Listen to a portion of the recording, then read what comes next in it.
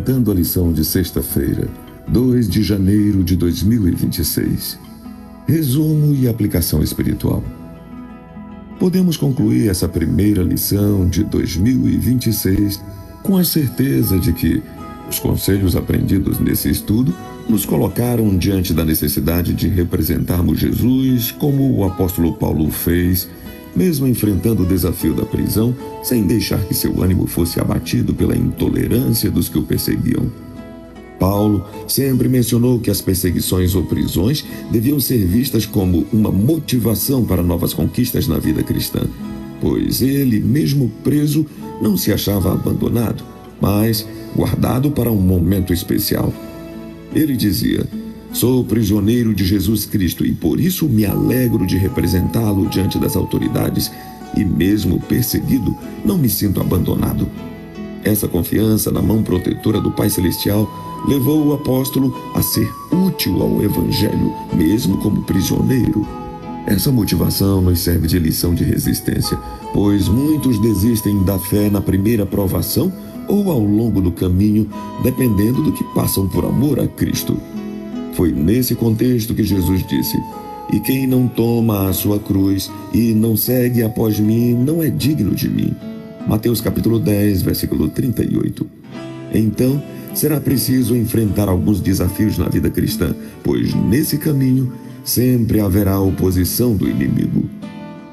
Eric Liddell, o corredor escocês cuja vida foi retratada no filme Carruagens de Fogo, serviu como um missionário na China durante 20 anos, sendo os 2 últimos anos passados num campo de prisioneiros no Japão durante a Segunda Grande Guerra. Ele era conhecido como um pacificador entre os indivíduos do grupo, pois, sempre que a discórdia se inflamava no ambiente estressante do campo, ele estava lá para apaziguar. Ele sofreu dentro do campo de concentração, mas não perdeu Cristo de vista, nem vacilou na sua fé. A vida de Liddell deixou uma profunda impressão em todos, tal qual o apóstolo Paulo fez em seu ministério, mesmo preso. O apóstolo Paulo, mesmo algemado e preso a um soldado romano, utilizava a oração e a bondade, o amor e o respeito pelas pessoas com quem tratasse, fosse um membro da igreja a visitá-lo ou os soldados, de quem algumas vezes sofreu castigos e torturas. Mesmo assim, escreveu cartas para as igrejas que animou com sua experiência, sendo 2 delas a igreja de Filipos e a igreja dos Colossenses.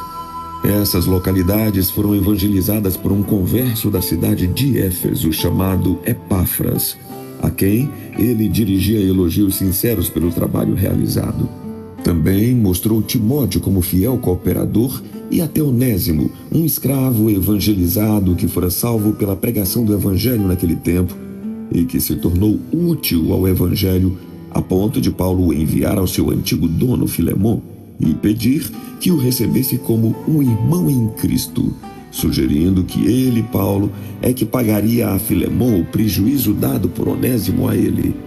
Paulo tinha o amor de Cristo no coração ao assumir a dívida de Onésimo.